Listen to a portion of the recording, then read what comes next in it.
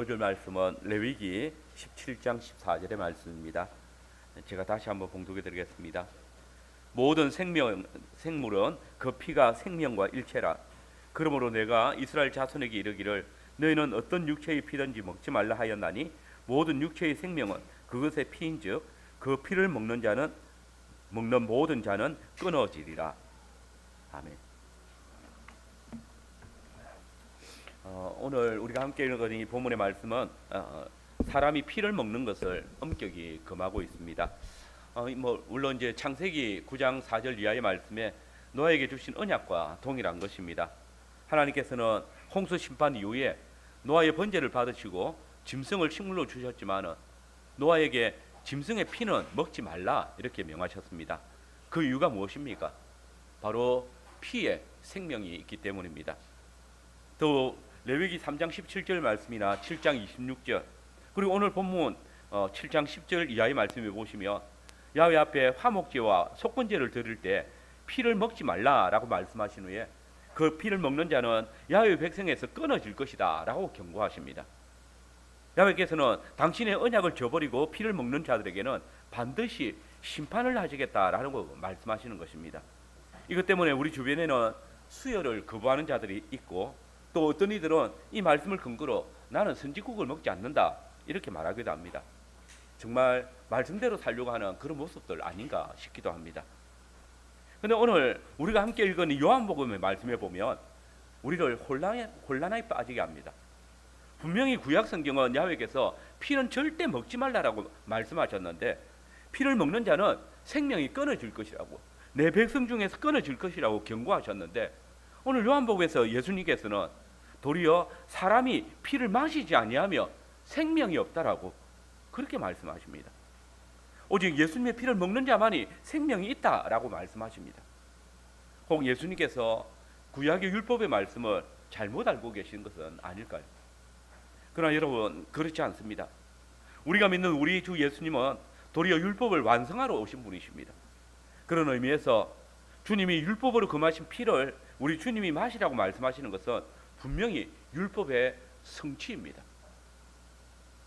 저는 오늘 함께 읽은 이 본문의 말씀을 통해서 예수님께서는 당신의 피를 교회에게 마시게 함으로써 영원한 생명을 주신다라는 주제로 말씀을 전하겠습니다. 우리는 먼저 왜 주님은 피를 먹지 말라라고 말씀하셨습니까? 그 이유는 육체의 생명이 피에 있기 때문입니다. 우리가 함께 읽지는 않았지만 17장 4절 말씀에 보시면 이 본문은 이스라엘에게 주신 제사법 가운데 있는 말씀입니다. 거기 보시면 야훼께서는 이스라엘 안에서 소나 양이나 염소를 잡을 때에 반드시 야훼 회막 앞으로 가져와서 잡아서 예물을 드리라 라고 명하십니다. 그리고 그 잡은 짐승을 제사장에게 주어가지고 야훼께 화목제로 드릴 수 있었습니다. 근데 그때 제사장은 이 짐승의 피를 회막 앞에 제단에 뿌리고 기름은 불살라서 야훼께 향기로운 냄새로 나게 했습니다. 곧 7장에서 살필 수 있는 것처럼 화목제물은 제물을 드리는 자와 또 제사장들도 먹을 수 있는데 그때 야훼께서는 이 짐승의 피와 그 기름을 받으십니다. 그리고 이것을 받으심으로써 이스라엘과 화목을 이루시고 평강을 누리십니다. 우리가 여기서 주목할 것은 하나님께서 사람들에게 제물의 다른 부분을 먹을 수 있도록 허락하셨지만 피는 오직 야훼께서만 받으셨다는 것입니다. 11절 말씀입니다. 육체의 생명은 피에 있음이라 내가 이 피를 너희에게 주어 제단에 뿌려 너희의 생명을 위하여 속죄하게 하였나니 생명이 피에 있으므로 피가 죄를 속하느니라. 여러분 여기 보시면 야훼께서는 육체의 생명은 피에 있다라고 말씀하시고 그 피는 단에 뿌려서 너희의 생명을 속하게 한다라고 말씀하십니다. 여러분 우리의 고백대로라면 야훼 하나님께서는 범죄한 자들과 교제할 수가 없습니다. 화목하실 수가 없습니다. 범죄한 자는 죄악 가운데서 반드시 죽어야만 합니다. 그런데 하나님께서는 죄 아래 있는 자들에게도 살 길을 열어놓으셨습니다.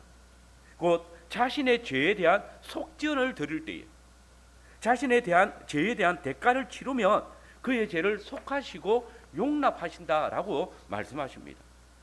그러면 여러분 이 죄에 대한 속죄 이 죄에 대한 대가는 무엇으로 가능합니까? 분명 주님은 죄의 삭은 사망이고 피 흘림이 없다면 죄사함이 없다라고 선언하셨습니다. 죽음이 아니라면 속전을 지불할 방법이 없다라는 말씀입니다.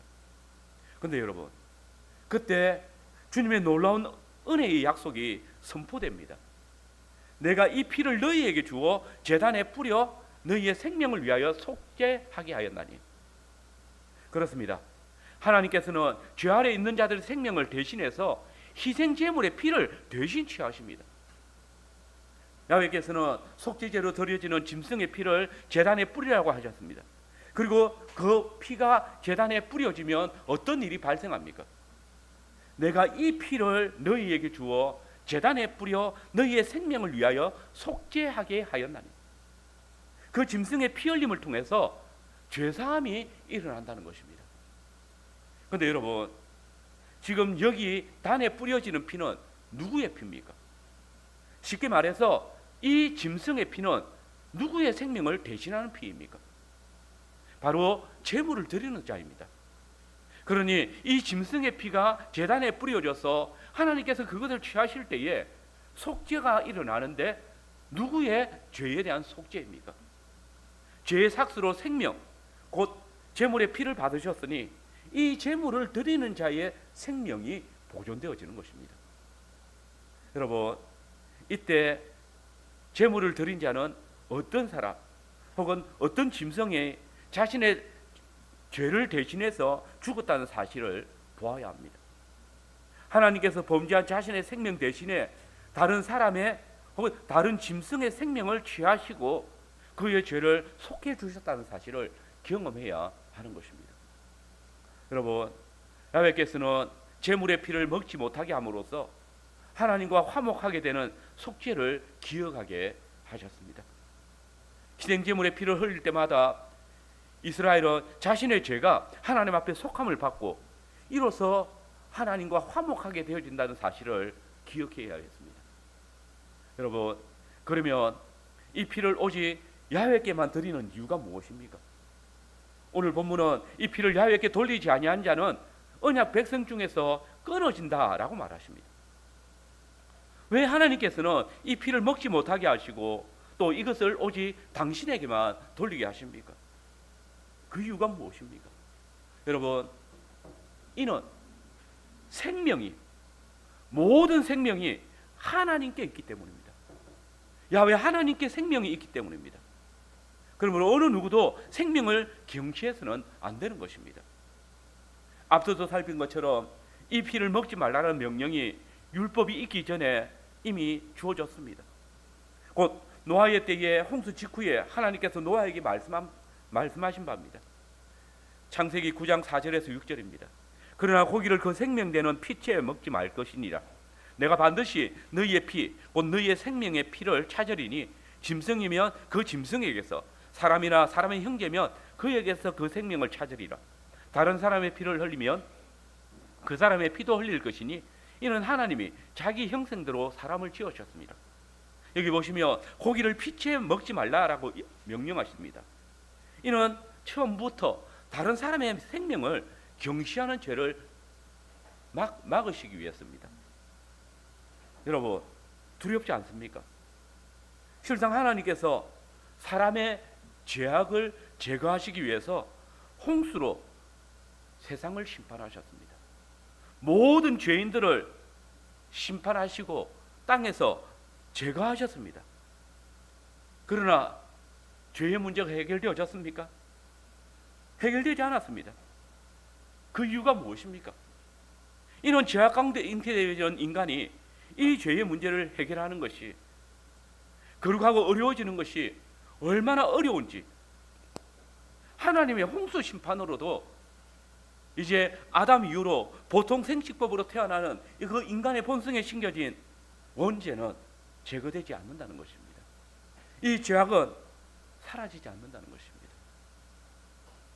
홍수 심판 때 이러했다면 이제 이스라엘이 출애굽할 때의 세상은 더 어떠했겠습니까?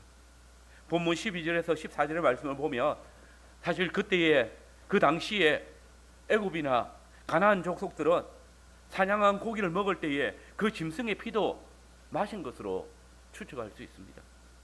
가나안 족속들은 자신이 그 짐승의 피를 마심으로써 자신이 그 짐승의 생명을 더듬는다고 생각했습니다. 실상 이런 주술적인 행위는 가나안 족속에게만 있는 것이 아닙니다. 잘 아시는 대로 사도행전 15장에 보시면 이방인 그리스도인들의 할례 문제를 다룬 예루살렘 공의회에서 사도들과 장로들의 회의 결과가 무엇입니까? 각 지역의 교회들에게 편지를 전달할 때에 그 내용이 뭡니까? 내 의견에는 이방인 중에서 하나님께로 돌아오는 자들을 괴롭게 하지 말고 우상에 들어온 것과 음행과 목매어 죽인 것과 피를 멀리하라고 편지하는 것이 옳다라고 했습니다. 곧 이방인 그리스도인들이 이방의 풍속에서 완전히 떠났다는 사실을 입증하는 증거 중에 하나가 바로 이 피를 멀리하는 것입니다. 그 당시에도 피를 마시는 것이 이방 세계에는 흔한 일이었다는 말입니다. 그런 의미에서 하나님의 백성이 피채 먹지 말라라는 이 일은 생명을 한다는 고백이기도 하고 나아가 거룩한 하나님의 백성으로서 표징이 되기도 하는 것입니다. 이방신을 떠나서 생명을 온전히 하나님께 맡긴다는 믿음의 표가 되어지는 것입니다. 여러분, 앞서 살핀 대로 모든 생명은 피에 있습니다. 그래서 이 모든 피는 생명의 주인이신 야훼 하나님께만 속한 것입니다. 그러니 모든 피는 야훼께만 드려지는 것입니다. 이스라엘은 이 피를 야훼께 돌리면서 자신의 생명이 하나님께 있음을 고백하는 것입니다. 자신들이 죽어야만 하지만은 나를 대신해서 희생 제물에 피를 드림으로써 야훼께서 이 희생 제물의 생명을 자신들의 죄의 삭수로 대신 취하셨다는 것이고, 그리고 자신들이 죄사함을 얻게 되는 것입니다. 뿐만 아니라 이 피를 야훼께 드림으로써 야훼께서 자신들의 생명의 주관자이시고 그들은 생명이 야훼 하나님께만 있음을 고백하는 것입니다. 그런 의미에서 이스라엘이나 이방인 중에서 이 언약을 어기고 그 피를 취하는 것은 야훼 하나님의 영광을 도적질하는 것입니다.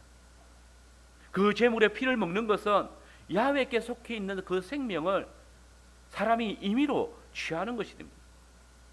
그가 실제로 사람을 죽인 것이 아니지만 그 사람의 생명을, 그 생물의 생명을 취하는 것입니다. 이스라엘이 야훼 언약을 어기고 피를 먹는 것은 야훼 앞에 배교하는 것이고 또한 우상 숭배하는 길에 나아가는 것입니다. 생명의 주관자이신 야훼를 향한 반기를 든 아담과 여자와 같이 야훼 하나님의 주권을 찬탈하는 그런 행위와 같은 것입니다. 이러한 자들에게 하나님께서는 진노하시고 그 생명을 끊어버리십니다. 14절입니다. 우리 같이 한번 읽어보겠습니다. 레위기 17장 14절 같이 읽겠습니다. 모든 생물은 그 피가 생명과 일체라.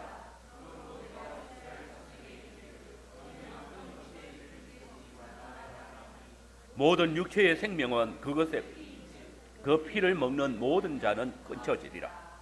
여러분, 피에 생명이 있습니다. 모든 생물의 피는 그 생물, 그것이 사람이든지 짐승이든지 그것의 생명과 일체입니다.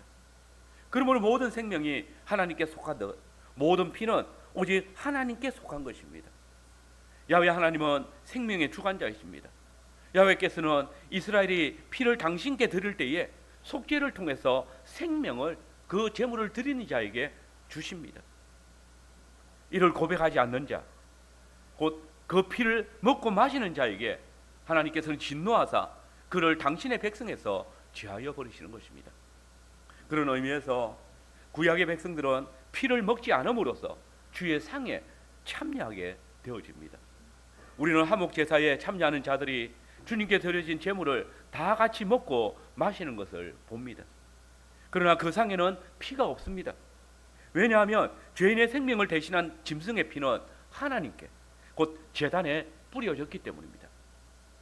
그러므로 구약의 백성들은 하나님께 나아올 때에 자신을 살핀다는 것은 피를 볼 때마다 그것을 먹지 않는 것입니다. 마시지 않는 것입니다.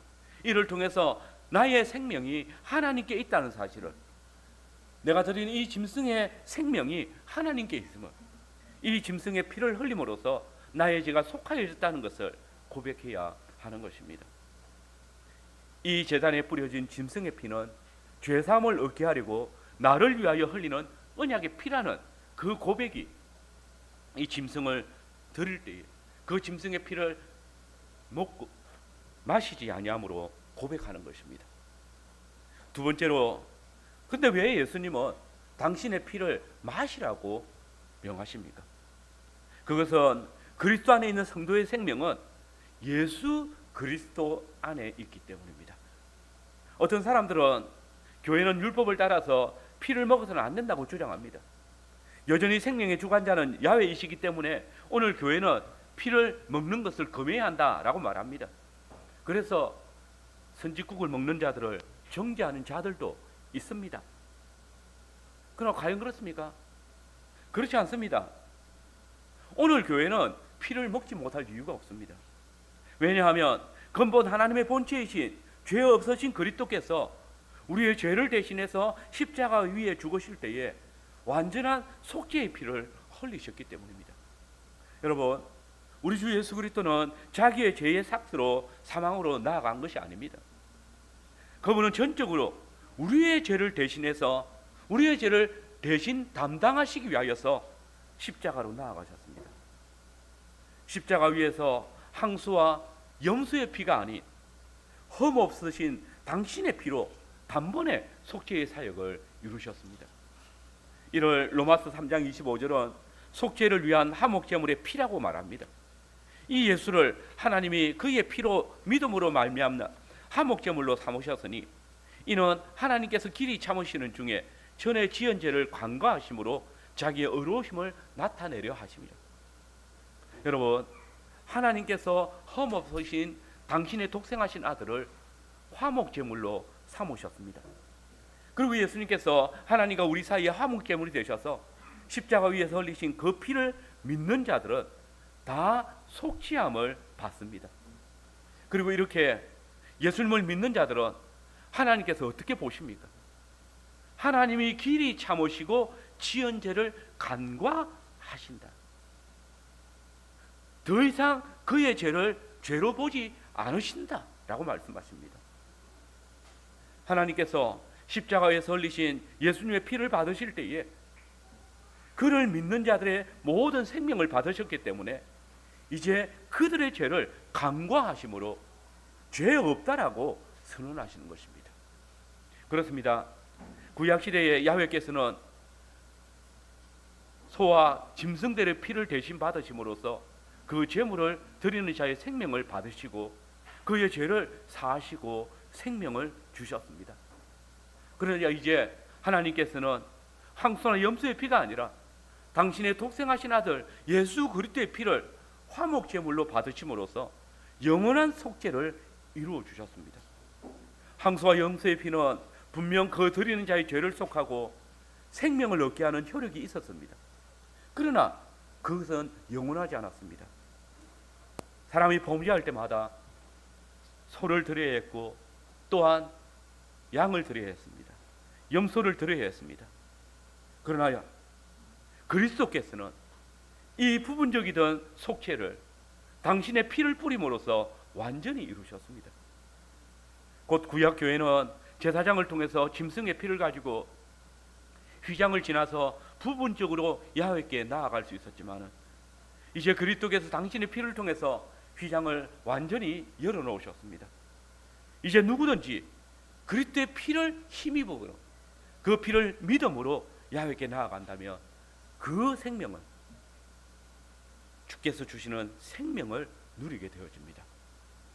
이를 히브리서 기자는 9장 12절 이하에서 염소와 송아지의 피로 아니하고 오직 자기 피로서 영원한 속죄를 이루사 단번에 성소에 들어가셨느니라.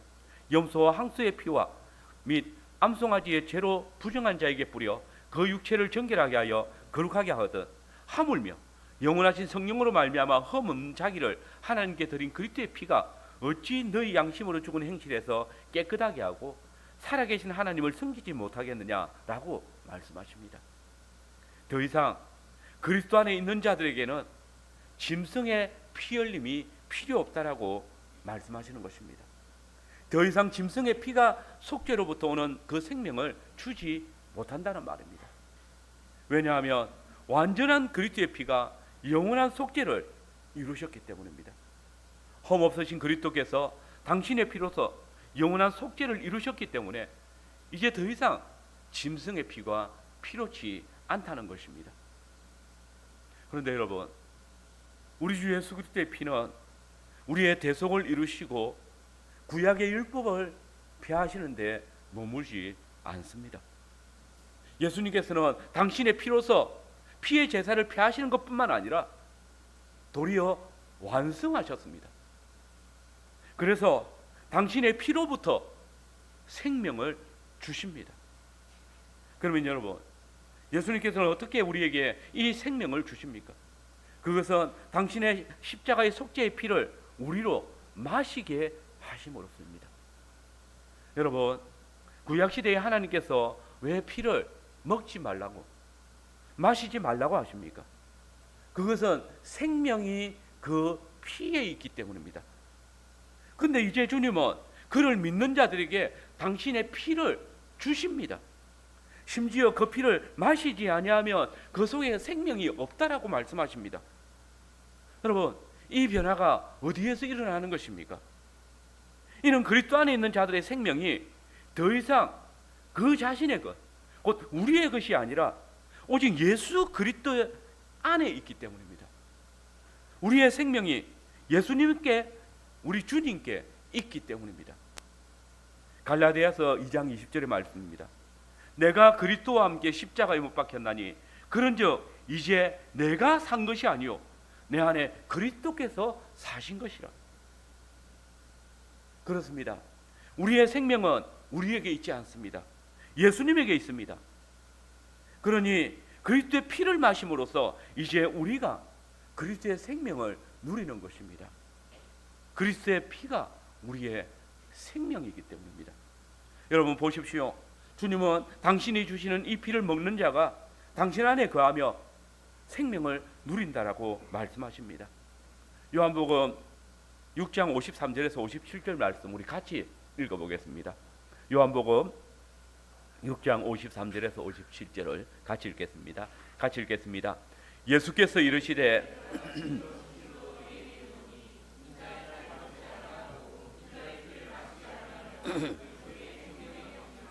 내 살을 먹고 영생을 가졌고 마지막 날에 내가 그를 다시 살리리니 내 살은 참된 양식이요 내 피는 참된 음료로다.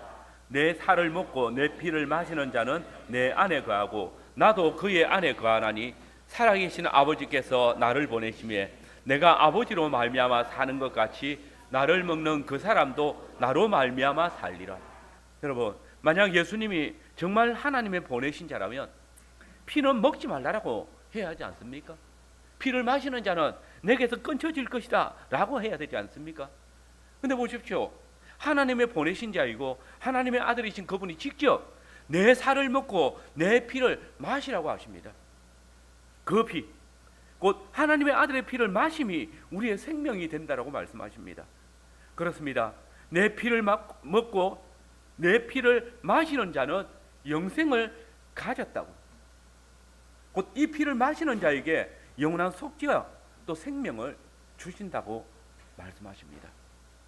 이제 생명이 있는 그리스도의 피는 우리가 더 이상 먹지 못하는 것이 아니라 우리에게 생명의 양식이 되는 것입니다. 생명의 음료인 것입니다. 실상 그리스도를 갈망하며 기다리는 자들에게 이 말씀은 엄청난 감동이 있었을 것입니다. 분명 구약에서 하나님께서 피를 먹지 말라고 하신 것은 그 피에 생명이 있기 때문입니다. 그런데 하나님의 어린 양으로 불리신 그리스도께서 내 살을 먹고 내 피를 마시라 라고 말씀하십니다. 내 피를 먹는 자에게 내 생명이 있을 것이라고 선언하시는 것입니다. 오랫동안 마실 수 없었던 피입니다. 생명을 마실 수 없었던 죄인들입니다. 그러나 이제 주님께서 그 피를 주십니다. 생명이 그 피에 있습니다. 우리 주님께서 당신의 피를 주심으로써 당신의 생명을 우리에게 주십니다. 그러나 하나님의 아들께서 그 피를 흘리시고 그 피를 찾는 자들에게 참된 음료로 제공되십니다. 당신의 피를 마시는 자에게 영원한 생명이 있다고 말씀하십니다. 당신의 피를 마시지 않은 자는 생명을 소유하지 못한다고, 생명이 끊쳐질 것이라고 말씀하십니다. 누구든지 이 언약의 피를 마시지 않는 자는 그리스도 안에 있지 않는 것이고 그 안에 있는 생명도 누리지 못한다고 선언하십니다. 예수님께서는 오직 당신의 피에 참여해서 마시는 자만이 하나님께로부터 오는 생명을 누리게 된다고 말씀하십니다. 그러므로 이제 그리스도 안에서 새 생명을 얻는 교회는 이 피를 마시기를 힘써야 합니다. 우리의 생명 되시는 그리스도의 피를 마시기 위해 힘써야 합니다. 오늘 야훼께서 성찬을 통해서 주시는 이 생명의 피, 이 언약의 피를 마시기 위해서 우리는 매일매일을 살아드려야 합니다. 육체의 생명은 피에 있음을 기억하고 우리의 생명 되시는 그리스도의 피를 마시기 위해서 우리는 살아가야 하는 것입니다. 오늘 우리 교회가 매주일 성찬을 시행하는 이유도 이와 같습니다. 생명이 피에 있기에 우리가 그리스도께 연합한 자로서 그리스도의 생명에 참여한 자이기 때문에 그의 살을 먹고 그의 피를 마시는 것입니다. 그러므로 성도들은 이 잔에 참여하기 위해서 힘써야 합니다. 자신을 살펴서 죄 가운데 이 잔을 먹고 마시지 않도록 돌봐야 합니다. 만약 자신의 죄를 살피지 않고 잔을 마시는 것은 구약시대에 같이 죄 가운데에서 피를 마시는 것과 같습니다. 이러한 자들은 모두 야훼 언약에서 끊쳐진다 경고하십니다. 바울은 고린도전서 11장 28절 이하에서 분명하게 경고합니다. 주의 몸을 분별하지 못하고 먹고 마시는 자는 자기의 죄를 먹고 마시는 것이니라. 이러므로 너희 중에 약한 자와 병든 자가 많고 잠자는 자도 적지 아니하다. 뿐만 아니라 히브리서 10장 28절에서도 그리스도께서 주시는 언약의 피를 거절하는 자에게 이렇게 경고하십니다. 모세의 법을 피한 자도 두세 정인을 인하여 불쌍히 여김을 받지 못하고 죽었거든 하물며 하나님의 아들을 밟고 자기를 거룩하게 한 언약의 피를 부정한 것으로 여기고 은혜의 성령을 욕되게 하는 자의 당연히 받을 형벌이 얼마나 더 중하겠느냐 너희는 생각하라. 분명 우리는 주의 잔을 마시기 위해서 힘써야 합니다. 왜냐하면 주의 피를 마시는 자만이 그리스도 안에서 생명을 누리기 때문입니다. 그러나 자신을 살피지 아니함으로 무분별하게 혹은 습관적으로 이 피에 참여한다면 주께서 금하신 피를 마시는 것과 같습니다. 야훼께서는 이런 자들에 대해서 너희 중에 병든 자와 잠자는 자가 적지 않다라고 말씀하십니다. 그리스도께서 세우신 언약의 피를 거절하거나 욕되게 하는 자들에 대해서 반드시 심판하심을 선언하신 것입니다. 여러분, 오늘 우리는 주의 피를 마시기 위해서 힘써 살아왔습니까? 주께서 세우신 언약의 잔에 기쁨으로 참여하기 위하여서 한 주간을 살아오셨습니까? 우리의 생명이 그리스도의 피 안에 있음을 기억하고 있습니까? 우리가 떡으로 사는 것이 아니라 하나님의 입에서 나오는 말씀으로 사는 것처럼 우리의 생명은 주님의 피에 있습니다. 우리가 그리스도의 피를 마심으로써 생명을 누림을 기억하고 이 일에 힘써 참여하여야 할 것입니다. 혹 여러분은 여전히 죄 가운데 성찬에 참여하는 것을 소홀하지는 않습니까? 습관적으로 자신을 살피지 않으면서 자신의 죄를 먹고 마시고 있지는 않습니까? 혹 자신이 죄 가운데 있음을 알면서도 회개치 아니함으로 성찬을 참여함으로써 주의 살과 피를 더럽히지는 않습니까? 여러분, 교회는 주의 성찬에 참여하기를 힘써야 합니다. 생명의 피를 마시기 위해서 힘써야 합니다. 주님께서는 당신의 언약의 피를 마시기를 소홀히 하는 자에게 생명을 누리지 못한다라고 경고하셨습니다. 구약 교회가 야훼께 돌려진 피를 먹고 백성에게 끊쳐지는 것 같이 오늘 주의 피를 거절하는 자가 야훼의 생명에서 끊쳐질 것입니다. 오늘 우리 교회는 주의 잔에 참여하기를 힘써야 할 것입니다. 우리는 주의 피에 생명이 있음을 기억하고 이 피를 마시기 위해서 한 주간을 살아드려야 합니다. 부주 중이라도 주의 성찬을 유혹되게 하고 거절하는 일이 없도록 자신을 살피기에 힘써야 합니다. 그래서 자신을 살피지 아니함으로 자기의 죄를 먹고 마시거나 주의 성찬을 더럽히지 않도록 해야 할 것입니다. 주께서 교회에게 은혜로 주신 이 언약의 잔을 기뻐함으로써 주의 생명을 온전히 누리는 우리 모든 성도들이 되시기를 간절히 바랍니다. 아멘.